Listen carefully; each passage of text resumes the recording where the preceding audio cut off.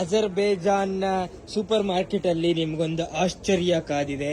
ಯಾಕಂದ್ರೆ ನಮ್ಮ ದೇಶದಲ್ಲೆಲ್ಲ ಎಣ್ಣೆ ಮಾರೋದು ಕೊಳ್ಳೋದು ಸಿಕ್ಕಾಪಟ್ಟೆ ರಿಸ್ಟ್ರಿಕ್ಷನ್ಸ್, ಸಿಕ್ಕಾಪಟ್ಟೆ ಲೈಸೆನ್ಸ್, ಸಿಕ್ಕಾಪಟ್ಟೆ ಕಾಸು, ಸಿಕ್ಕಾಪಟ್ಟೆ ಎಲ್ಲ ತಲೆನೋವು ಕೆಲಸ.